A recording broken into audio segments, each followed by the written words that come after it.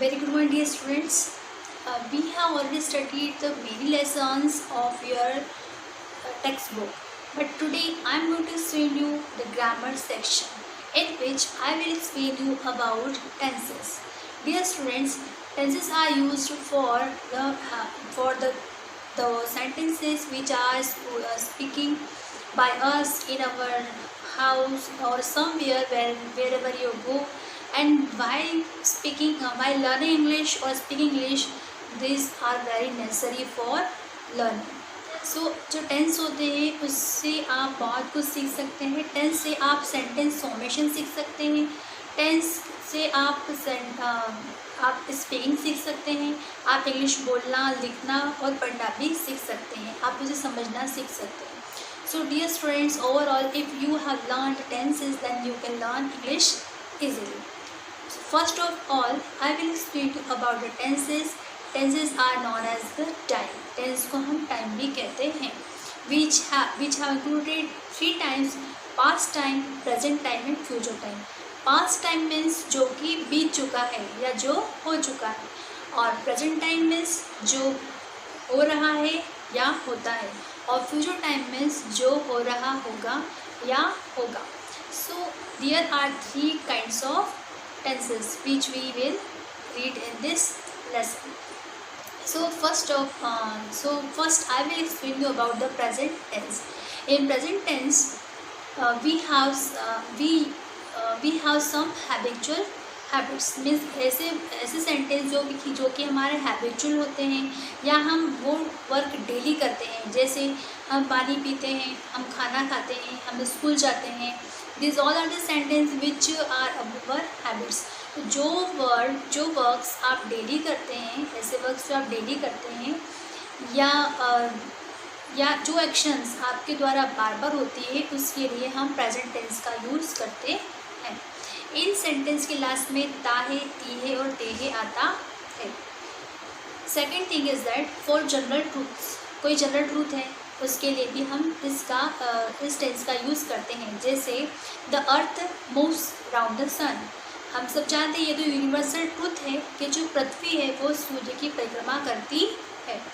उसी प्रकार honesty is उसी प्रकार ऐसे बहुत सारे सेंटेंस हैं जो कि क्या बताते हैं, यूनिवर्सल ट्रूथ बताते हैं, और उनके लिए हम इनका यूज़ करते हैं. जैसे the sun rises in the east. ये भी हमें पता है कि सन जो है वो पूर्व दिशा से ही निकलता है. और the sun sets in the west. सूर्य जो है पश्चिम दिशा में ही अस्त होता है. तो इसी प्रकार ये जनरल ट्रूथ्स हैं, उनके लिए हम प्रेजेंट टेंस का यूज़ करते हैं. For things that stay the same for a long time. और ऐसी चीज़ें जो या ऐसे वर्क्स जो कि लॉन्ग टाइम तक स्टे करते हैं, उनके लिए भी हम क्या लगाते हैं, उसमें भी हम प्रेजेंट टेंस का यूज़ करते हैं. To tell story in a dramatic way. जब हमको स्टोरी बतानी होती है, जैसे हमने कहा कि एक जंगल में एक शेर रहता है और उसके पास बहुत सारे जानवर रहते हैं. तो यहाँ पर हम बता रहे हैं कि ऐसा होता है, तो लास्ट में क्या आ रहा है, ताहे, तीहे, तेहे. तो इस प्रकार से हम उसमें भी क्या लगाएंगे, उसमें भी हम प्रेजेंट टेंस का यूज़ करेंगे जब हम कोई स्टोरी किसी को बताते हैं. To describe actions as they happen. और कोई भी एक्शन जो जैसे होती है वैसे, जैसे कि इन ब्रॉडकास्ट, कमेंट्रीज और स्पोर्टिंग. जैसे आप लोगों ने देखा होगा कि जब स्पोर्ट्स चलते हैं तब कमेंट्रीज की जाती है. जो कमेंट्रीज होते हैं कमेंट्री करते हैं. क्रिकेट में देखा होगा कि आपने कभी सहवाग कमेंट्री करते हैं, कभी कपिल करते हैं, और इस तरीके से बहुत से लोग कमेंट्री करते हैं और उसे वो प्रेजेंट टेंस में ही कमेंट्री करते हैं. So our first tense is present simple. As I told you some general ways how we can use the present tense or where we can use the present tense. हम present tense का use कहाँ कर सकते हैं, ये सब हम पढ़ चुके हैं. अब इसके लिए जो सेंटेंस होते हैं उसके सेंटेंस के लास्ट में ताहे, तीहे, तेहे आता है. जैसे हम खाना खाते हैं या वह स्कूल जाता है तो लास्ट में ताहे आया है. उसी प्रकार बहुत सारे सेंटेंस, जैसे कि वह बैग ले जाता है, नेहा खाना बनाती है, मोहन दौड़ने जाता है, इस प्रकार से सेंटेंस जिसमें लास्ट में आता है ताहे ती है ते हैं, वो हम इसमें अप्लाई करते हैं। इसका फॉर्मूला होता है, सबसे पहले आपको लगाना होता है सब्जेक्ट। अब आप बोलें कि मैम सब्जेक्ट में क्या लगाएंगे? सब्जेक्ट में आपको आपकी जो बुक्स के सब्जेक्ट नहीं लगाने, आपके सिलेबस के सब्जेक्ट नहीं लगाने, बल्कि आपको वो सब्जेक्ट लगाना है जिनकी हम बात कर रहे हैं। सब्जेक्ट जिनकी हम बात करते हैं, जैसे आई सब्जेक्ट होता है। मैं, जैसे मैं खाना खाता हूँ, तो खाना कौन खा रहा है? मैं, तो मैं क्या होगा? सब्जेक्ट। तुम, यू, वह, ही, ऐसे अप्रॉक्स 10 सेंटेंस होते हैं। मैनी मोर, बहुत सारे हो सकते हैं, बट अभी हम 10 सब्जेक्ट्स की बात करेंगे।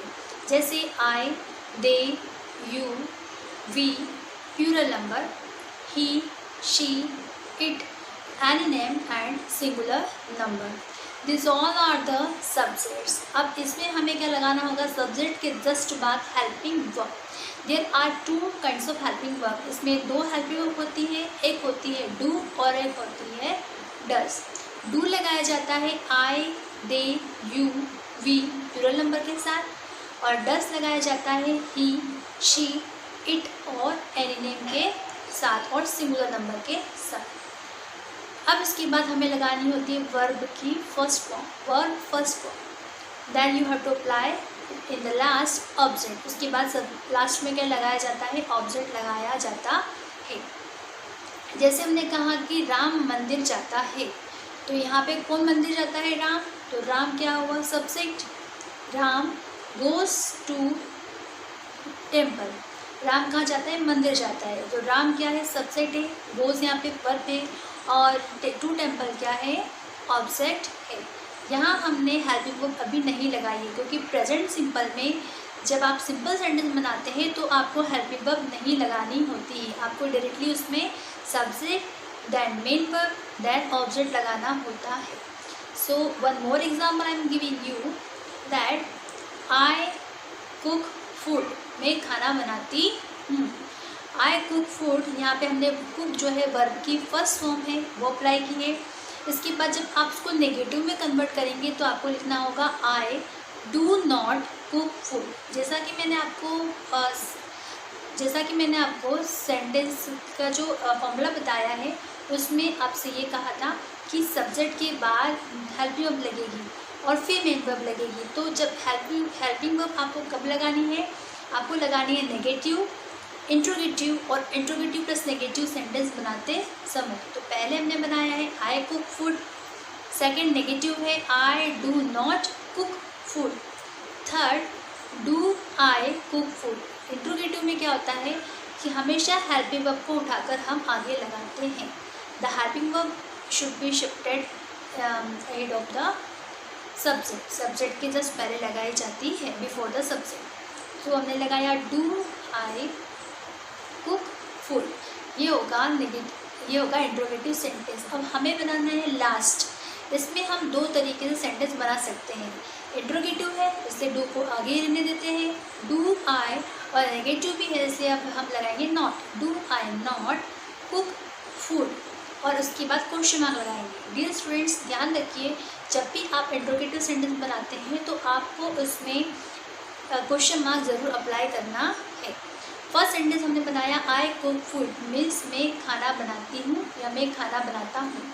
Second, I do not cook food, मैं खाना नहीं बनाती हूँ। Third, do I cook food, क्या मैं खाना बनाती हूँ।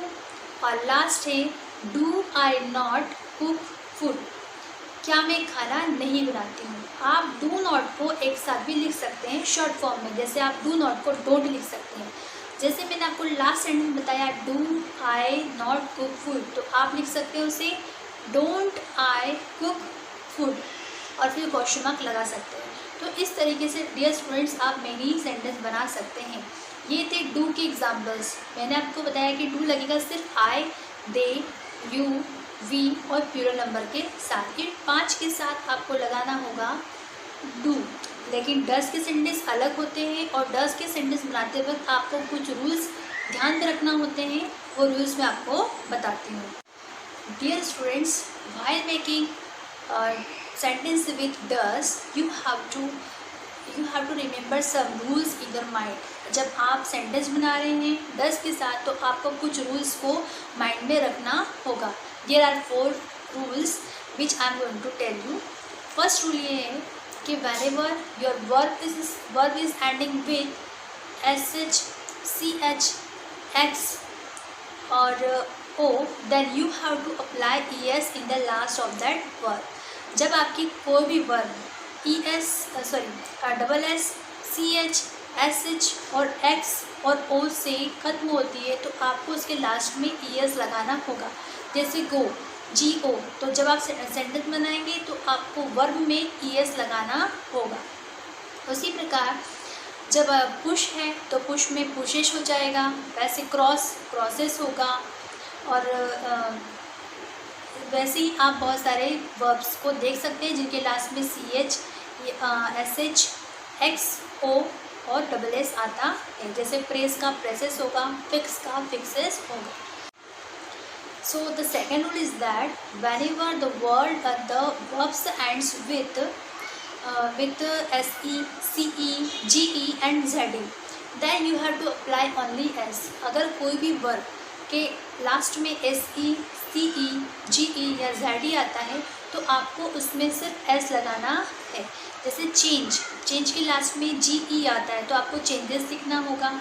ऐसे ही बहुत सारे वर्ड्स होते हैं जिनके लास्ट में अगर ई आता है तो आपको उसमें एस ही अप्लाई करना होगा। The third rule is that if a verb ends with Y and if there is any consonant before the Y then you have to remove Y and you have to apply IES। अगर कोई भी verb, कोई भी क्रिया अगर y से ख़त्म होती है तो y के पहले अगर कोई कॉन्सोनेंट होता है तो आपको y हटाकर IES लगाना होता है। जैसे कैरी, CARRY, यहाँ y के पहले क्या है, R है, तो आपको y रिमूव करके क्या लगाना होगा, IES। Carry would be change in carries. ऐसे fry would be change in fries, try would be change in tries. There are many words in which y is applied, then we have to remove the y while making the sentence with does। जब भी आप does के sentence बनाएंगे तो आपको जो verb है उसमें से y रिमूव करके IES लगाना होगा। Fourth rule is that if a verb has a y in the last and if there is any vowel before the y then you have to apply only s। अगर कोई verb है जिसके last में y आता हो लेकिन y के पहले कोई वोवेल हो तो आपको y को रिमूव नहीं करना है बल्कि y के बाद ही आपको s लगाना होगा। जैसे प्ले, PLAY, y के पहले क्या है, a है, तो हम क्या लगाएंगे उसमें प्लेस लिखेंगे 22, BUYS, 22। जैसे I buy a cycle, a bicycle, तो हम यहाँ पे BUY की जगह y के बाद s लगाते हैं। Many words are here in which ends with y and there is vowel before the y। y के पहले अगर vowel है तो आपको y रिमूव नहीं करना है। तो ये आपके क्या हैं, रूल्स हैं third person of singular number के। इनसे मैं आपको बताने जा रही हूँ अब सेंटेंस। जैसे हमने लिखा है, जैसे मैंने आपको बताया कि डस लगता है ही, शी, इट और एनी नेम और सिंगुलर नंबर के साथ। तो आपको क्या करना होगा, आपको लगाना होगा सेंटेंस का फॉर्मेशन के अकॉर्डिंग। जैसे लिखा है ही, हमने सबसे पहले सब्जेक्ट लिया ही प्लेज फुटबॉल। यहाँ पे हमने प्ले के साथ क्या लगाया है, एस, जो हमारा रूल नंबर 4 था उसके अकॉर्डिंग। He plays football. अगर हमें लिखना है ही चेंजेस हिज ड्रेस, तो चेंज में हमने क्या अप्लाई किया, एस ऑनली, रूल नंबर 2 के अकॉर्डिंग, क्योंकि चेंज में हमें एस लगाना है क्योंकि ई ऑलरेडी है। वैसे हमने लिखा he carries a football sorry he carries a football, इसमें हमने कैरी में वाई हटाकर IES अप्लाई किया है। Same year in the rule number 1, जैसा रूल नंबर 1 था उसमें हमने ये बताया था कि अगर डबल एस, SH, CH या X आता है तो हमें उसमें सिर्फ उसमें ES लगाना होगा। जैसे ही पुशेश हिम, यहाँ पे हमने पुश की प्लस पे क्या लिखा है, पुशेश लिखा है। तो जब भी आप सिंपल प्रेजेंट सिंपल का सिंपल टेंस बनाएंगे तो आपको ये रूल्स अप्लाई करने होंगे। लेकिन जब आप इनको नेगेटिव बनाएंगे तो आप हेल्प यू वर्ब लगाएंगे और जो वर्ब है उसमें से आप जो भी आपने एस, ई एस या आई एस अप्लाई किया उसको रिमूव करके जो वर्ब की एक्चुअल पोजीशन है वो आपको लिखनी होगी। जैसे ही प्लेज फुटबॉल, अब यहाँ पे जब आप इसको नेगेटिव में चेंज करेंगे तो होगा he does not play football. Third होगा does he play football. Fourth होगा does he not play football. तो इस तरीके से डियर स्टूडेंट्स आप सेंटेंस फॉर्मेशन कर सकते हैं। ये था हमारा present simple tense. Thank you.